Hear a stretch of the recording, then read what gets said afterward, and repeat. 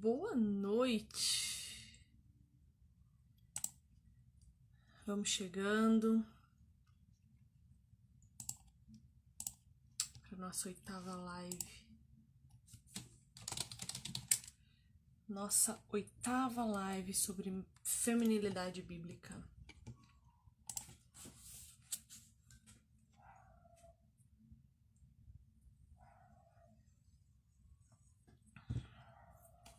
Chegue, chegue. Chame seus amigos.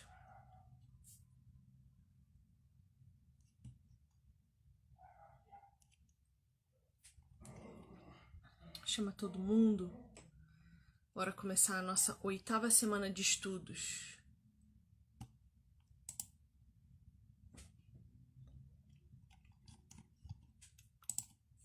Oi, Regi! Meu Deus! Você já chegou? Vem!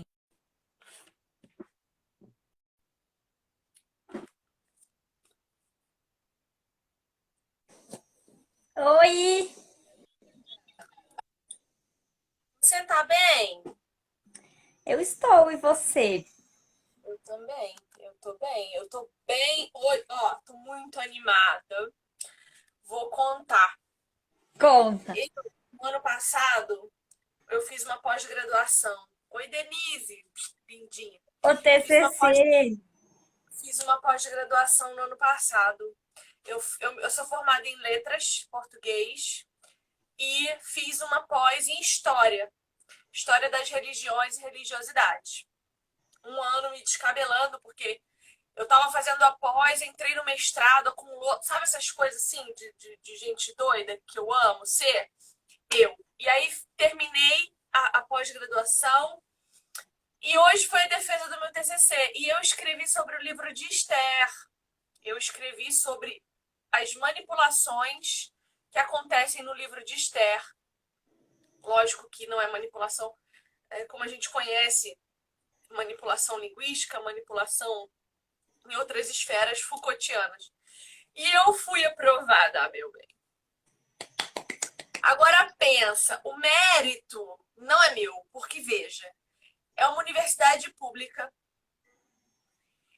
em que eu fui estudar a história das religiões, mas eu não estudei o cristianismo somente. Estudei todas as religiões. E na minha defesa, eu levei um livro da Bíblia, uma mulher da Bíblia.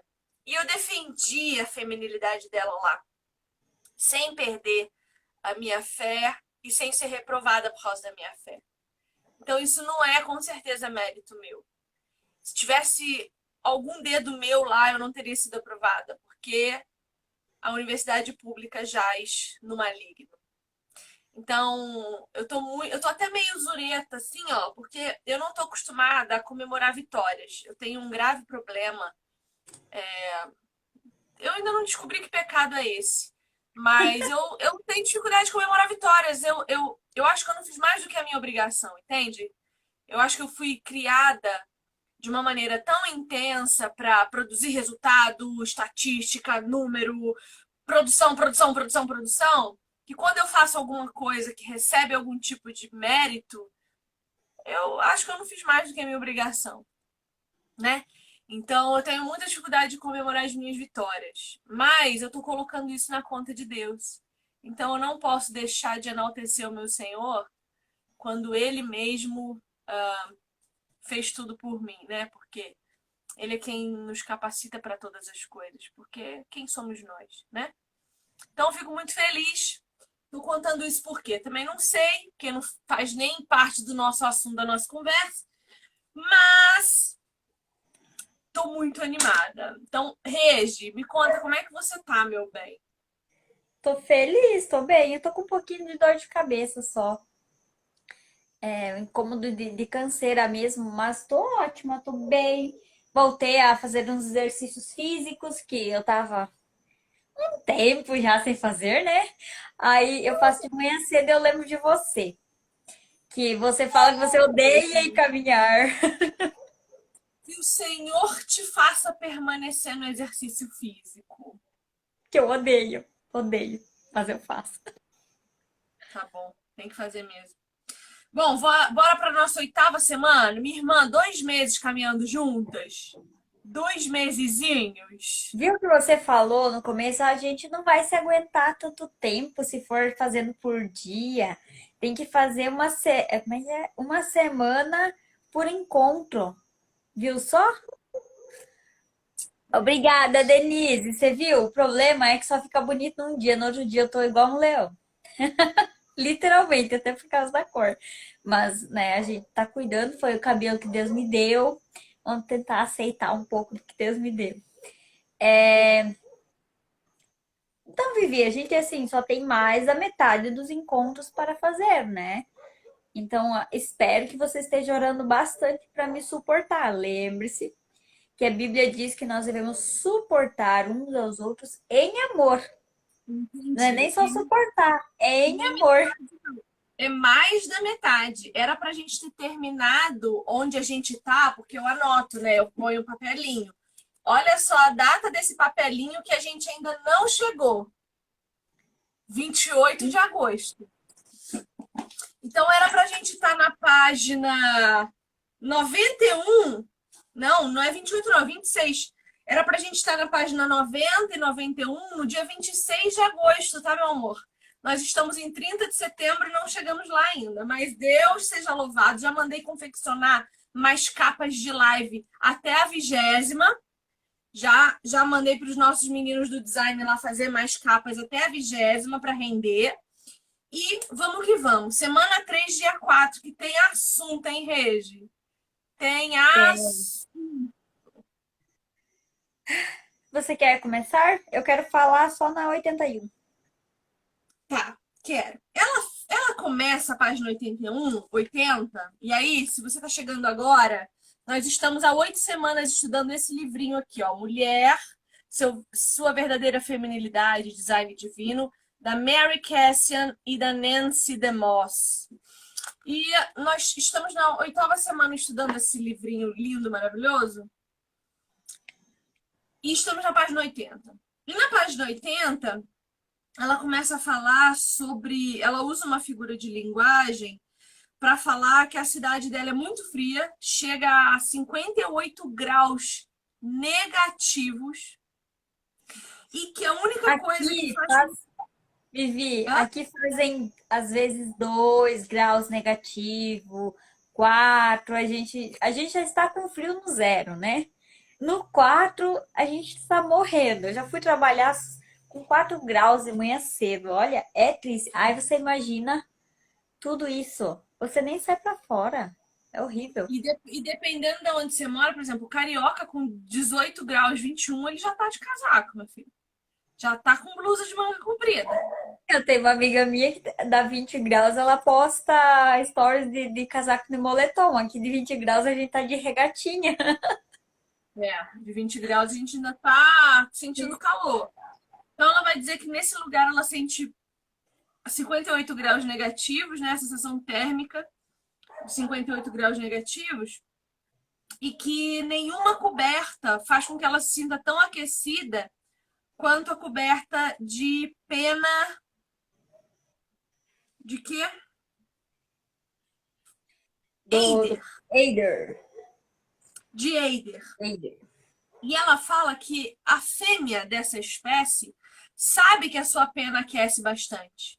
E que quando ela tem filhotes e o inverno chega, ela arranca penas do próprio peito para colocar em volta desses nenéns para que eles permaneçam aquecidos. E aí ela vai dizer que Deus criou as mulheres com uma incrível capacidade de criar um ambiente favorável e receber e nutrir vida. As mulheres são especialmente equipadas a transformar uma casa em lar. Somos nutridoras, criamos lugares férteis. E aí eu fiquei pensando que Deus é muito perfeito, né?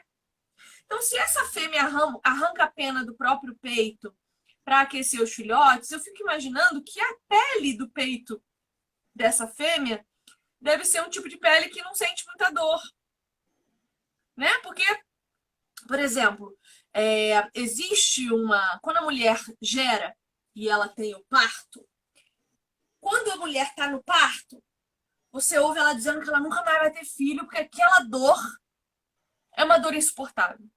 Aí o neném nasce, 2 dias depois a mulher tá arrebentada ainda, já querendo a segunda criança. Sendo que ela acabou de passar pela dor de parto. Tudo bem, pode não ser tão em cima assim, eu não sou mãe, eu não sei. Mas as mães esquecem a dor e logo querem outro. Por quê? É porque nossa memória é fraca? Não, é porque nossa memória tem um mecanismo que faz com que a gente esqueça a dor do parto. Neurociências explicam isso. Existe uma região do nosso cérebro que faz com que a gente esqueça a dor do parto para querer outro filho. Então, o nosso corpo ele é programado, planejado por um Deus perfeito para fazer coisas perfeitas. Quando a gente arranca, você já arrancou brincando igual quando criança um tufo do dedo? Pá! Eu já arranquei tufo do joelho, tufo do dedo, já arranquei unha. Gente, cresce de novo. Era para ficar mutilado. Ó, esse meu dedo aqui, se você reparar nele, ele tem uma belíssima cicatriz aqui, ó. Tá Uhum. vendo? Uma cicatrizona aqui, ó. Esse dedo, ele é até torto aqui em cima e ele é mais sensível aqui. Esse dedo, quando eu tinha uns 4, 5 anos, eu enfiei ele numa roda de bicicleta. E ele ficou pendurado pela pele do lado de cá. Então ele cortou inteiro, arrancou tudo e ficou pendurado. Ó, o médico costurou, eu não perdi nada. Porque eu era bem novinha. Então o meu corpo regenerou tudo sozinho. Então, quando Deus nos dá uma capacidade, ele nos capacita para suportar aquela capacidade que ele nos deu. Estava falando da minha pós-graduação. Deus me deu uma missão de aprender a sobreviver nos terrenos mais áridos, nos frios mais gelados, que é uma universidade pública. Que a gente vê que 70% dos jovens cristãos que entram na universidade pública saem de lá sem fé. Apenas 6% dos jovens cristãos entram e saem de uma igreja pública permanecendo na sua fé. E esse pessoal aí que fica entre os 6% e os 70%, eles saem de lá completamente perdidos, sem saber mais naquilo que creem. Então, quando Deus me colocou lá, Ele mesmo me capacitou. Porque só eu sei o tanto de vezes que eu temi. Porque eu sei que para eu entrar na universidade pública defendendo um mestrado, que é o que eu estou fazendo agora, eu estou fazendo um mestrado e eu estou fazendo em semiótica e eu estou com a Bíblia como meu objeto de pesquisa. Eu vou analisar as mulheres da Bíblia a partir da perspectiva semiótica. E eu sei que eu passei por um triz na prova do mestrado, por causa de uma coisa que eu falei, que eu estava entrando lá para conhecer melhor o Deus da Bíblia. E eu não estava falando nem do Deus da fé, da minha fé. Eu estava falando da personagem Deus. Porque Deus é uma personagem, se você olhar para a Bíblia como um livro. Mas a forma como eu disse fez com que eles vissem a minha paixão pelo Senhor. E eu quase não entrei. Meu professor me defendeu. O meu orientador me defendeu. Por isso eu passei. Então não é mérito meu. Não vem de mim. Então, se essa ave aqui, se essa Eider arranca as próprias penas do seu peito e faz esse sacrifício em amor aos seus filhotes, Deus a capacitou. E provavelmente a pelinha do peito dela aqui é uma região menos dolorida. Não que ela não sinta dor, todo sacrifício gera dor. E glória a Deus por isso, porque é na dor e no sofrimento que somos aperfeiçoados em obediência a Deus. Isso A não é Bíblia diz sacrifício. exatamente, e a Bíblia diz que Jesus foi aperfeiçoado no sofrimento para que obedecesse plenamente à voz de Deus. Então, a gente precisa entender que aquilo para qual somos chamados, somos também capacitados e guiados pelo Deus perfeito em que nós cremos. Então, achei bonito ela falar isso, né? Que nós somos equipadas a transformar uma casa em lar. Fazer quatro paredes virarem um lugar em que pessoas querem estar é, é capacidade de Deus. Porque Porque a pode ser maioria só de um nós, ambiente, ou vai ser um lar. O poder de gerar uma vida, de gerar um lugar que nutre as pessoas, é a capacidade da mulher. Deus, assim porque como nós temos a capacidade de transformar o inferno. é tudo, né? Vai no apartamento, na casa de um homem que mora sozinho. A não ser que ele tenha alguém que cuide dessa casa para ele, essa casa, assim, não tem vida. É uma bagunça, tem sujeira, tem bagunça, né? É, não tem vida, não tem graça, não tem nada que te incentive a ficar lá dentro. Mas aí você vai num lar que é bem cuidado, que há uma mulher que cuida, sabe? Há um toque, há uma diferença daquele ambiente. Sim. E eu fico muito triste quando vejo nós negando isso. Porque ao passo em que podemos transformar uma casa num lugar agradável, tanto para nós quanto para aqueles com quem nós dividimos a nossa vida, negando isso, nós estamos transformando as nossas casas em campos de guerra. Nós estamos verdadeiramente dormindo com o inimigo, porque nós transformamos o nosso marido em nossos inimigos. Ai, Vivi, mas eles também, né? Eles também, eles são pecadores também. E se os dois não entenderem que é preciso redenção, que é preciso morrer na cruz, porque Cristo morreu a minha morte, a sua morte. E para fazermos parte do corpo dele, precisamos morrer com ele. Eu preciso morrer com Jesus e nascer de novo com ele. Enquanto eu olhar para Jesus como um símbolo, eu não faço parte do corpo de Cristo. Jesus não é um símbolo, Jesus não é um mito, Jesus não é uma alegoria, sabe? Jesus não é uma cruz.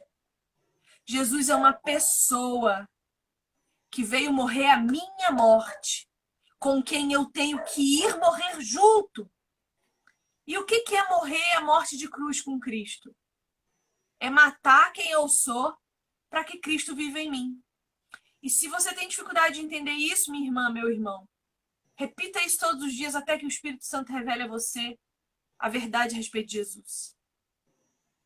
Porque a Viviane não é alguém que qualquer pessoa queira conhecer. A Viviane é egoísta, é arrogante. A Viviane é malcriada, é respondona. A Viviane é feminista. A Viviane é usada por Satanás para destruir a alma e o coração de pessoas. Mas a velha Viviane está pregada na cruz com Jesus. E a nova saiu do sepulcro junto com ele.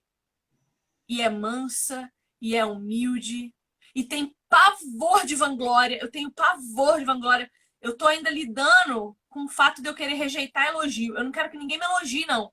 Porque, assim, a Viviane tá lá crucificada. Mas vai saber se ela não respira. Eu quero ela morta lá, pregada lá. Então eu não posso ir lá cutucar. A lança que vai entrar na lateral da Viviane, eu não sei se já entrou, não, é.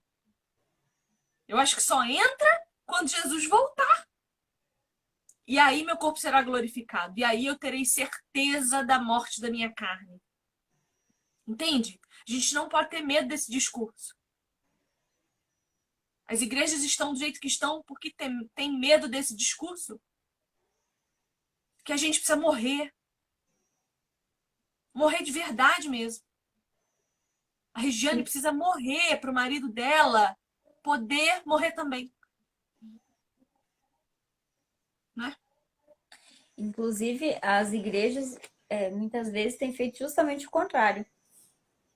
Incentivado que a Regiane se aflore, que a Regiane pense mais na Regiane, que a Regiane dê mais vazão aos seus sentimentos, às suas vontades, ou que pense em crescer em algum ministério.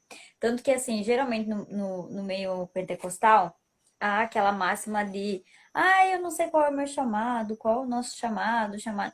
Mas esse chamado nunca é sobre o evangelho ou sobre o reino. Esse chamado é sempre sobre eu, Regiane, crescer. Como eu, Regiane, vou aparecer para o mundo, para as pessoas me verem. Isso não é evangelho. Porque o evangelho diz que a Regiane tem que morrer. Não que a Regiane tem que aparecer e ser alguma coisa na vida. E é muito triste isso, porque é uma mensagem que vai sendo o mundo fala e a igreja fala. E os dois estão falando como que essa pessoa vai ser incentivada à leitura bíblica. A perceber, por exemplo, naquela passagem de quando Jesus conta que ele precisava morrer. Jesus precisava morrer, aí Pedro vai lá e fala para ele: ah, isso nunca te acontecerá. Se nós formos parafrasear para hoje, seria mais ou menos assim: nossa, mas da onde Jesus está doido? Capaz que isso vai acontecer com você. Por que que você vai se entregar? Você tem que pensar mais em você mesmo. Se você não pensar em você, quem vai pensar em você? E aí Jesus ia olhar para ele, se Jesus fosse a Regiane, ia dizer assim, sabe que é verdade? Nossa, Vivi, é verdade, sabe? Eu tenho que pensar mais em mim mesmo, porque se eu ficar me sacrificando por essas pessoas assim, nossa, isso não vai me levar a nada, né? Eu vou morrer, não vou ser nada na vida. Aí eu realmente tenho que pensar mais em mim. Você tem razão. Não, não foi isso que Jesus disse. Jesus disse, para trás de mim, Satanás. Repreendeu ele, porque ele viu que aquilo era um espírito anticristo. Era contra o ser cristão. E aí a gente traz pra gente, se nós temos que morrer nós e sermos como Cristo, então toda vez que as asinhas da Regiane quer bater, Regiane, você tem que morrer pelo próximo. Você tem que morrer para você mesmo. Você tem que ser como Cristo. O que que Cristo fez? Morreu pelo outro. Não considerou, não tomou por usurpação ser igual a Deus. E eu acho esse versículo espetacular. Porque a gente pode querer reivindicar tanta coisa para nós, porque nós somos tão importantes e tão sábios e tão conhecedores e tão grandes e tantas coisas que nós podemos ser. Cristo, sendo Deus, não tomou por usurpação ser igual a Deus. Que tapa na cara do nosso egoísmo. É verdade, é verdade. E isso é muito importante, porque Deus não pode fazer nada, nem em mim, nem em você, enquanto nós estivermos vivos para o pecado. E nós só estaremos mortos para o pecado quando formos crucificados verdadeiramente com Jesus naquela cruz. Então é de verdade ser corpo de Cristo. E o corpo de Cristo nega-se a si mesmo. O corpo de Cristo entrega-se aos tapas, aos socos, aos cuspes, aos chicotes, aos chutes, à cruz. Jesus atraiu ao mundo quando foi erguido do chão naquela cruz. E o nosso corpo só atrairá os perdidos quando for erguido do chão numa cruz. Toma sua cruz e me segue para o Calvário, é o que Jesus fala. Para o Calvário e morra lá, sem reclamar. Grato, grato porque eu fui exemplo a você. Grato porque primeiro eu morri para que você tivesse essa opção. Porque Deus também não é um tirano. Ele não é um tirano desde o jardim. Ele deu opção a Adão e Eva. Assim como hoje ele nos dá opção. A gente escolhe. E eu quero escolher todos os dias pegar a minha cruz e ir para o Calvário e matar a paulada a velha Viviane até que o meu Senhor volte. Porque não tem como ser feliz de outra maneira, né? Amém. Bom, Vamos lá? Agora eu vou, no 81. vai. Deus criou o homem no campo onde ele iria trabalhar um dia. Adão só foi para o jardim depois de ter sido criado.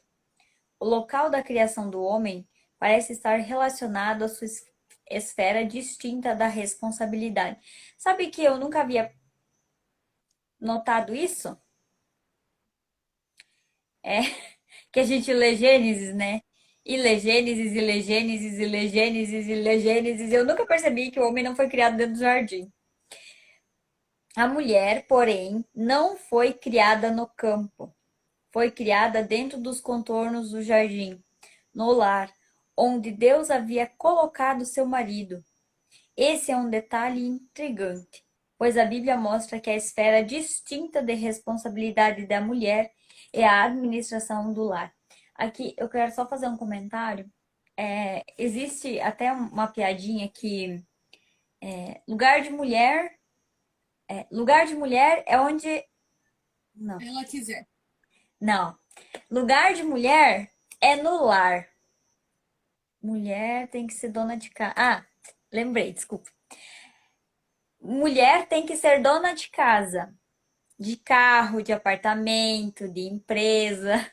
E realmente, quando a gente fala que a mulher é a pessoa do lar, que cuida do lar, que nutre o lar, que dá vida para aquele lar, não se está querendo dizer que essa mulher deve ficar só em casa, que esse é o lugar só que só ela deve ficar só lá e que portanto já é um lugar horrível, terrível e que ela nunca vai ser nada além de uma dona de casa.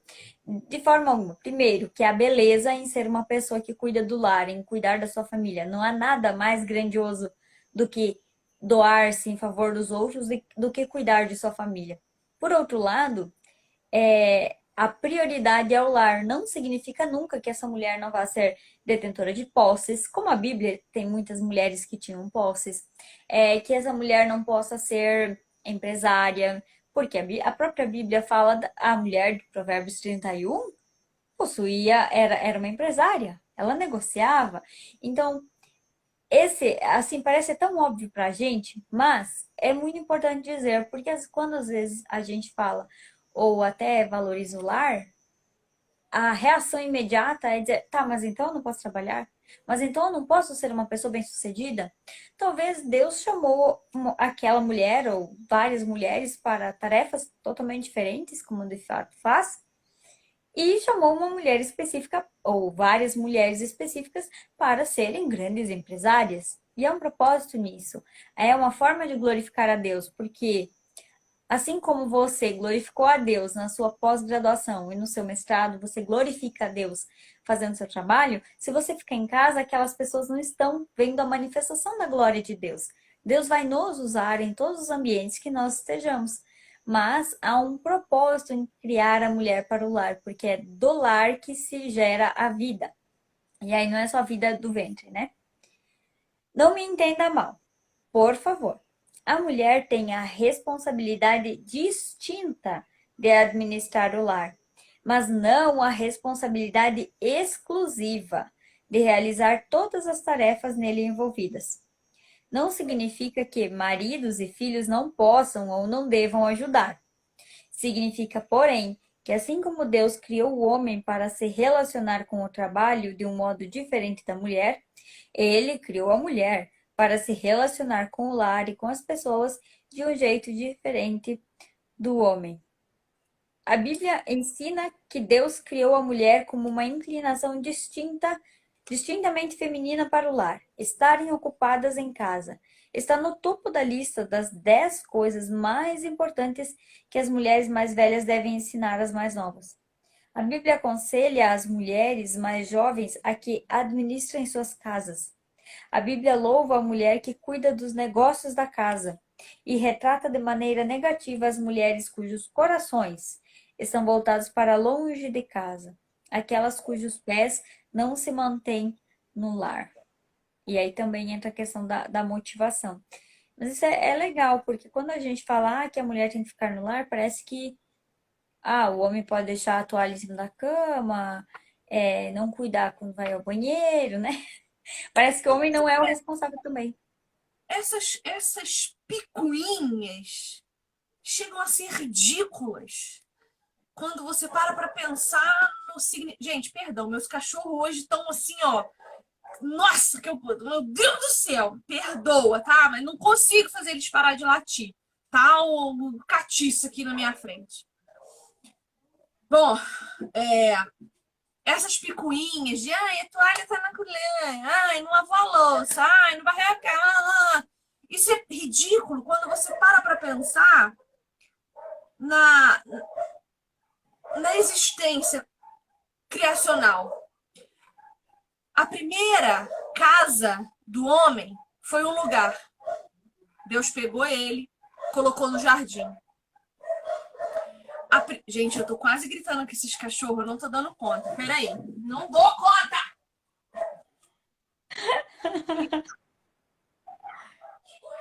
Vamos aguardar.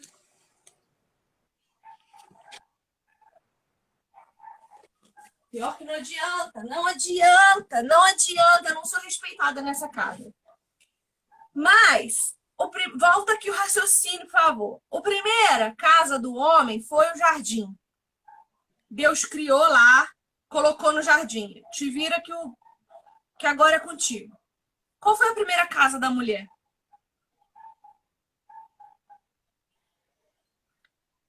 O homem. Deus tirou a mulher de dentro dele, de uma completude de conforto e de cuidado. Deus tirou a mulher de dentro do homem, porque do mesmo jeito que um dia Deus viu que o homem não era bom que ficasse só, ele queria que a mulher tivesse um lugar para voltar. Estou sendo poética, ok? Ai, que bom que meus cachorros não estão incomodando, gente, porque perdão mesmo. Porque hoje eles estão polvorosos, acho que eles estão É que sentindo que eu vou você viajar. deve ouvir muito mais forte do que a gente aqui. Para mim tava normal, assim. Só dava Ai, para ouvir. Normal. os bichos, eles sabem quando eu vou viajar. E aí eles começam a ficar desesperados pela casa, fazer escândalo. Mas pensa aqui comigo, volta aqui. Poeticamente, ok? As mulheres, as solteiras, que têm uma família estruturada, ou que não tem. Qual é o desejo de uma mulher quando ela se sente ofendida ou agredida? É a proteção de alguém que a acolha. Por que a figura paterna é tão extraordinariamente necessária em casa? Porque é no coração do homem que a mulher encontra o seu consolo. Eu sou mulher e nunca quis admitir isso em toda a minha vida. Falo isso talvez até com um pouquinho de resistência, mas o lugar mais confortável do mundo para mim é com a minha cabeça debruçada no peito de um homem. Na semana passada, eu tive uma reunião com um pastor, que eu tô numa migração de igreja, tô indo para uma igreja um pouco maior, enfim, tô mudando de igreja, e eu fui ter uma reunião, eu, meu marido e o pastor da igreja, um velho de 77 anos. Pensa num cara que a presença muda o ambiente. E ele é um cara que ele leva 40 segundos para te abraçar. Veja, o meu marido não abraça nem a mim direito. E esse velho abraçou o meu marido 40 segundos. O meu marido, ele ficou tão... Aquilo constrangeu ele de um jeito tão forte que ele... Sabe quando os olhos enchem d'água, você fica roxo, vermelho, amarelo e azul? Meu marido ficou assim. Só que eu amo abraçar, né? Eu sou mulher. É meu querer tocar, é meu querer abraçar, porque essa é a essência feminina. Como nós já vimos aqui nas últimas semanas. Quando esse velho me abraçou, eu abracei ele assim, tipo filha mesmo. E ele é bem alto. Então, o meu ouvido ficou bem no peito dele. E eu comecei a escutar o coração. Gente, nós fomos tiradas dali. Então, quando eu ouvi o coração desse velho... Ai, pastor Glênio, perdão, espero que o senhor não ouça isso, porque eu lhe amo demais e não quero que o senhor... Mas é um velho bem... Sabe velho gostoso? Velho gostoso. Quando eu escutei aquele coração batendo, eu lembrei na hora de Jesus Cristo. Eu lembrei na hora de João deitado no peito de Jesus. E eu quis, naquele momento, ser arrebatada e abraçar Jesus no céu. Porque o meu lugar de conforto é o peito de um homem de Deus. Quando eu deito no meu marido ele tem um peitinho de pombo, assim, sabe? Ele é bem avantajadinho, assim, ó. Ele é duro, o tórax do meu marido é duro, duro, duro, duro. Você bate assim, ó, que nem mexe. Quando eu deito no peito do meu marido, eu posso morrer ali. Eu não me importaria de morrer no colo dele. E eu tenho certeza que se você começar a experimentar fazer isso na sua casa, experimentar abraçar mais o seu marido, ouvir. Olha, às vezes quando eu tô tendo algum nervosismo, ou tô com taquicardia, sabe quando você fica nervosa da taquicardia? Eu abraço meu marido para ouvir o coração dele e botar minha respiração junto com a batida. Aquilo me acalma, porque eu saí dali. Eu saí do corpo dele, poeticamente falando. Se o meu marido é um presente de Deus para mim, se eu sou um presente de Deus para meu marido, eu posso sim entender que quando estou com ele em santidade diante de Deus, eu volto para o jardim e eu fui tirada da lateral do meu esposo. Então o corpo dele é o meu lugar de refúgio. Assim como o jardim é o lugar de refúgio dele. Então, se ele serve para mim como refúgio e fortaleza, assim como ao Senhor, olha Efésios 5, então eu tenho responsabilidade de fazer com que o refúgio do meu marido, que é o lar, também seja confortável para ele. Percebeu a ligação? Eu fui longe pra caramba, mas eu voltei e fez sentido agora. Não, deu para ligar. Na verdade, eu só estou um pouquinho preocupada porque, assim, se eu abraçar meu marido, eu não alcanço no coração. Querida, pega um banquinho, ou então pede para ele agachar. Senta Não aí, tem amor. problema. Senta, senta que daí eu alcanço. Não, faz todo sentido. Realmente faz todo sentido. Poeticamente falando, faz todo sentido. Realmente. E é muito bonito isso. É muito bonito. O casamento é muito bonito. A relação homem-mulher, a relação paternal, a relação de cuidado do homem para conosco é muito bonito. E eu vou falar para você, nós estamos vivendo uma geração de homens que estão buscando o coração de Deus em primeiro lugar. Amém? E se nós não nos prepararmos para sermos mulheres tiradas da costela, que buscam o seu lugar de retorno, nós deixaremos esses homens passarem. Nós precisamos resgatar o que está perdido em nós para ajudá-los também. Porque esse é o nosso papel. Esse é o nosso papel. Amém. Bom, instinto de aninhamento. Ela vai falar que o lugar para gerar e nutrir vida está no âmago do que significa ser mulher. E a gente precisa assumir esse lugar. Porque quem não quer ir ao encontro de alguém que nutre e gera vida? Eu quero o tempo todo. Então, se eu quero, eu preciso ser também. Só que quando a gente fala de nutrir e gerar vida, a gente geralmente fala de mulher que gera filhos. E ela vai trazer aqui esse entendimento de que não é só tendo filhos que nós nutrimos e geramos vida. Veja, eu não tenho filhos.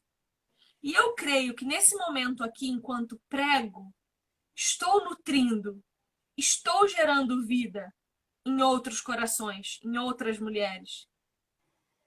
Então não é só gerando filhos que nós nutrimos, é também cuidando das pessoas, né?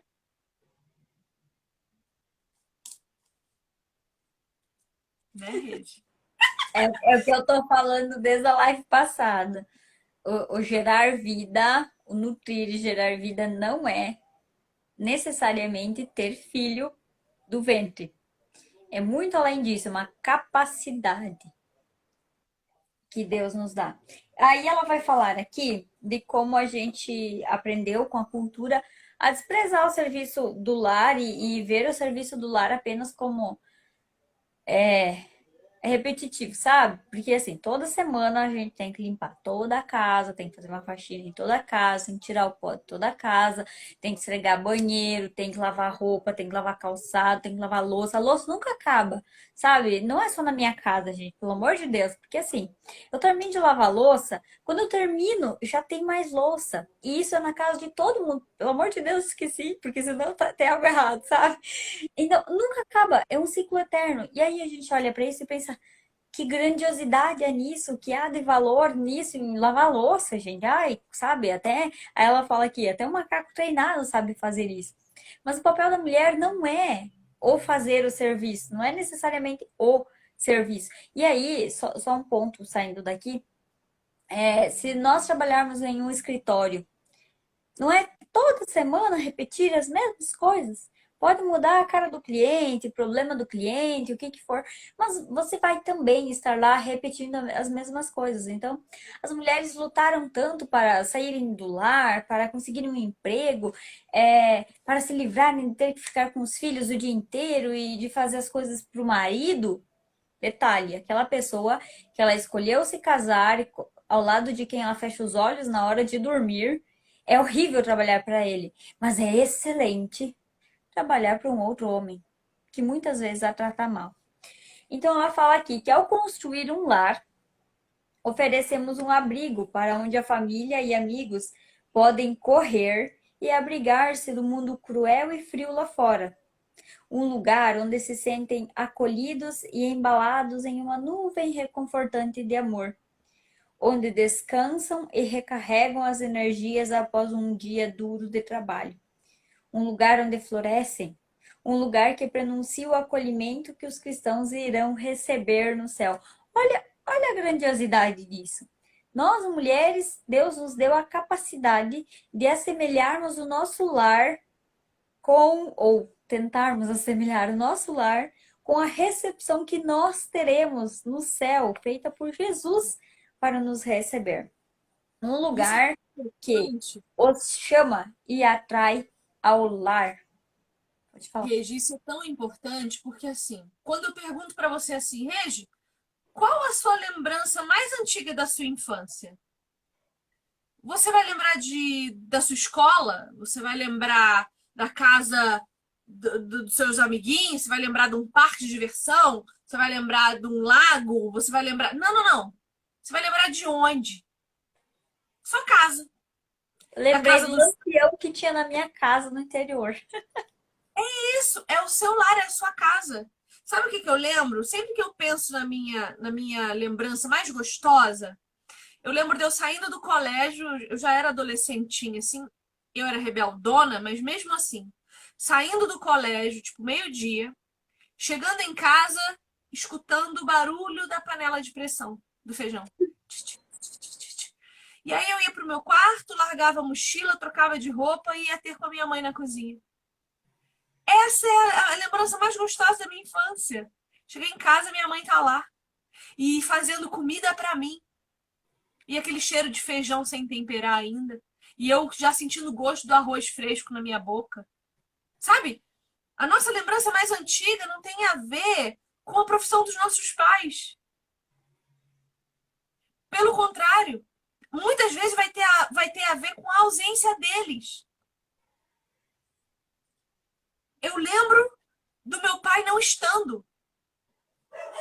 Sabe? Eu lembro de eu sozinha. Então, não tem a ver com relacionamentos exteriores. Não tem a ver com experiências em grandes lugares. Ó, depois de pensar nisso tudo é que eu fui lembrar da primeira vez que eu fui no cinema ver Titanic. Entendeu? Então, antes da lembrança de alguma experiência fora, vieram milhares de lembranças, experiências de dentro de casa. E é isso que a gente está deixando de construir para os outros, para os filhos, para os amigos, para os nossos próprios pais.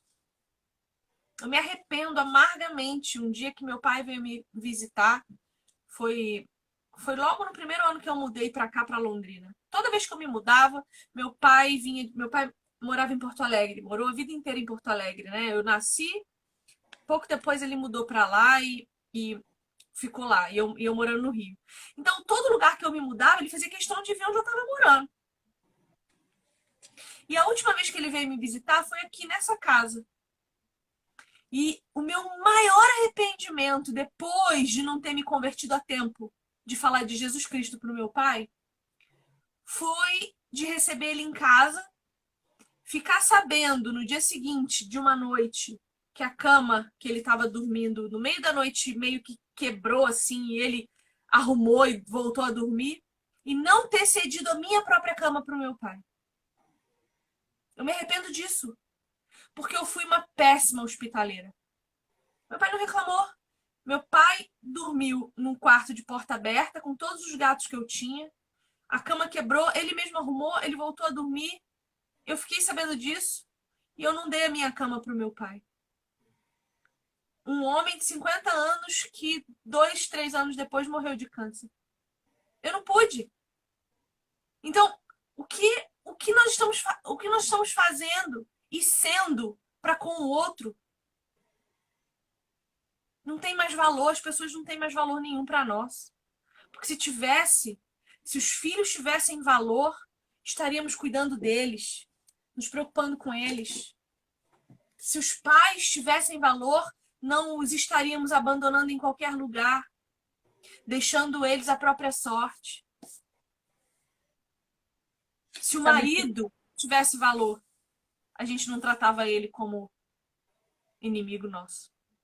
E aí a gente vai estudar o Imago Dei, como nós todos somos a imagem de Deus e a mente se ilumina. Parece que tudo começa a fazer sentido em você aprender a olhar o outro como sendo a imagem de Deus. Sabe que teve uma menina, me marcou muito isso que ela falou muito.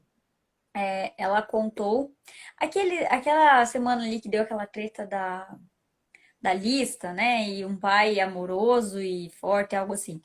E aí a menina veio me contar como ela tinha se sentido mal, porque ela teve uma infância complicada, do abandono do pai e tal. Contou a história do abandono do pai.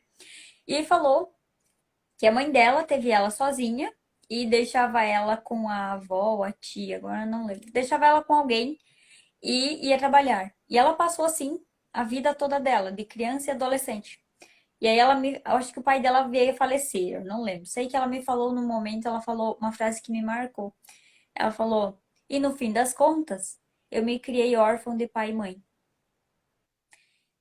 E isso foi um choque para mim, porque ela considerou que a mãe dela não estar com ela, não dar atenção para ela. E é claro que a mãe dela tinha necessidade de sair trabalhar, mas aí vamos pensar naquela mãe que talvez não tenha tanta necessidade assim, mas que opta por isso. Porque eu prefiro trabalhar muito e dar tudo que meu filho queira, tudo aquilo que eu não tive quando eu era criança, vou dar para o meu filho, do que me dar para o meu filho, do que me doar para o meu filho, do que dar tempo para o meu filho. É, eu tenho o meu aqui em casa e eu sempre tive, acho que apenas 6 meses de toda a vida dele que eu fiquei e trabalhei no mesmo horário que ele ia na escolinha. O resto do tempo eu sempre ficava meio período com ele, pelo menos por dia. Então ele tem uma afinidade muito grande comigo. E aí, às vezes, eu tô aqui ocupada e fazendo um monte de coisa e, sabe, não dá tempo. Ele vê assim, mãe, eu quero atenção, eu quero um pouquinho de amor, vem me dar um pouquinho de amor. E dar amor é a gente deitar na cama e ficar conversando, é isso que ele quer às vezes. Ou sentar junto ali fora e conversar, falar do treino dele, qualquer coisa. É dar amor. E às vezes a gente anda tão atarefado, pensando em ganhar dinheiro e comprar um monte de coisa, e comprar um celular melhor, e comprar um livro melhor, e comprar um tênis melhor, e uma roupa melhor. E a gente não tá dando a única coisa que nossos filhos realmente precisam, que é o nosso Sim. tempo, que é nós E isso é mesmos. muito grave. Isso é muito, muito, muito grave. Porque assim, ó, diante dessa realidade de ninguém se importar com ninguém, eu sou criada órfã de pai e mãe, com pai e mãe, e cresço gerando um discurso de que isso me fez ter que me virar desde cedo, então eu sou a poazuda, a gostosona, porque eu dei conta. Só que isso é tão grave, que quando essa mulher, se tiver filhos, vai olhar para a criança e vai falar assim: não, eu tenho que dar tudo que eu não tive. E isso faz com que a gente olhe para Deus com esses olhos. Perceba que as pessoas hoje lidam com Deus assim. Ai, Deus não me deu, então Deus não me ama. Ai, Deus não me deu o melhor, então Ele não quer o melhor para mim. Ai, eu não tô sentindo Deus, então Deus não tá comigo. Virou tudo barganha. Se eu acredito que o meu filho só vai me amar se eu der mais coisas e melhores coisas para ele, quando eu olhar para Deus, eu vou tratar Deus exatamente assim. Deus tem que me dar mais coisas e melhores coisas, porque senão ele não me ama. Uhum. Os melhores exemplos de pais são aqueles que dizem não, que disciplinam. A palavra de Deus vai dizer em Provérbios que pai que não disciplina filho não ama. Isso é muito grave. Porque se eu cresço achando que eu não posso disciplinar o meu filho porque isso vai contra os direitos da criança e do adolescente, quando eu olho para Deus e é Ele que está me disciplinando, nossa, que Deus tirano, que Deus mau. Não, esse é o Deus do Velho Testamento, do Novo não é assim, não. Deus é amor. Amar é disciplinar, corrigir e botar no eixo. Porque quem não ama não se importa com o caminho que você está trilhando. É que o amor virou, eu apoio tudo que você faça, né? Então tudo aquilo que foge do eu apoio tudo que você faça, pode fazer que tá tudo bem e eu vou continuar aqui do seu lado, tudo que não for isso já não é mais amor. E aí por isso que toda vez que você fala, às vezes uma verdade bíblica óbvia, e a pessoa fala: "Ah, mas Deus é amor." Ou: "Ah, esse era o Deus do Antigo Testamento." Não, Deus é o mesmo. Então, a mesma Bíblia que diz que Deus é amor, é a mesma Bíblia que diz que Deus não muda. E aí? Como que é o Deus do Antigo e o do Novo? E aí eu vou falar uma coisa para você. A palavra de Deus diz que Deus nunca mostrou sua glória verdadeira para ninguém. Quando Elias estava na caverna, ele viu uma sombra. Moisés viu uma pequena sombra e ficou com o rosto brilhando por dias. Ninguém nunca viu a Deus. Ué, mas como assim se Deus já desceu aqui? Se, se os anjos são uma teofania, porque sempre foi Jesus. Se ninguém nunca viu a Deus em sua glória, e Deus está na glória, Deus Pai, quem descia no jardim na viração do dia para ter com Adão e Eva? Já era Jesus. Quem fez o pacto com Abraão, passando por entre os animais? Já era Jesus. Jesus é o mesmo, desde antes da fundação do mundo. E é ele que perpassa todo o Antigo Testamento e se faz visível para nós em carne e osso no Novo. Ele é o mesmo. E é ele que vai voltar com olhos de fogo, línguas como faca de dois gumes, para julgar vivos e mortos. Deus vai ressuscitar a galera para poder julgar. A Bíblia diz que o inferno é de Jesus. Foi Jesus que o fez. E é ele que vai lançar lá a besta, o falso profeta, nós que seremos, nós não, Senhor, nós não, os ímpios, por favor. É pra lá. E Satanás. E Satanás. Então, é Jesus que vai condenar. Porque isso também é glória dele. Porque isso também é glória dele. Isso também aponta para a sua santidade santa, santíssima. Que a gente brinca todo dia que não existisse. Como se não existisse. Então, quando Minha a mãe gente trata os fala, nossos filhos assim, a gente olha para Deus e quer que ele trate a gente assim também. a minha Pode mãe falar. fala que vergonha pra quem for pro inferno, porque o inferno foi feito pro diabo e seus anjos. E aí o ser humano vai lá, que vergonha, nem é lugar dele. Exatamente. Que vergonha. Que vergonha. E nós estamos indo para lá felizes. Uma moça veio comentar num negócio meu lá. Ela dizia assim: eu, enquanto feminista, Eu, enquanto psicóloga, eu, enquanto várias coisas ela se dizia. A sua formação, a sua denominação, aquilo que ela achava que era importante nela. E assim, o meu perfil, o meu pessoal, né? Arroba Viviane Enes, o meu, ele não é uma democracia, não.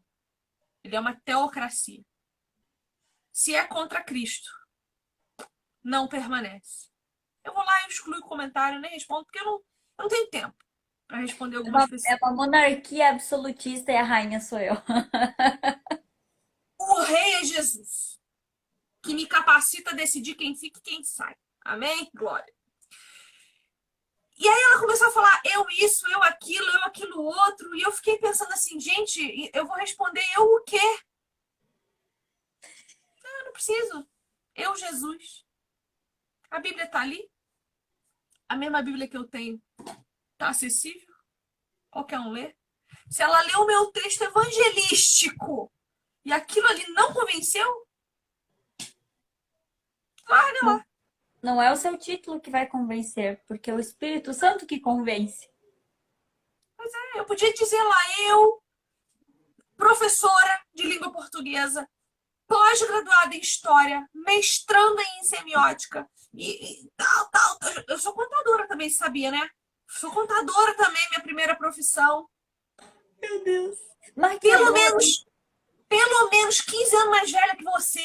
Eu podia dizer para ela, porque era uma criança.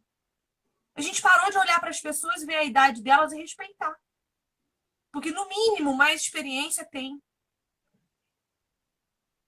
Né? Eu podia dizer lá, teóloga, que sou agora também, estudando teologia. Eu podia. Meu currículo é bem grandinho, vou te falar, não, tá? Que meu currículo no Lattes lá, depois pesquisa meu nome. É bem grandinho meu currículo no Lattes.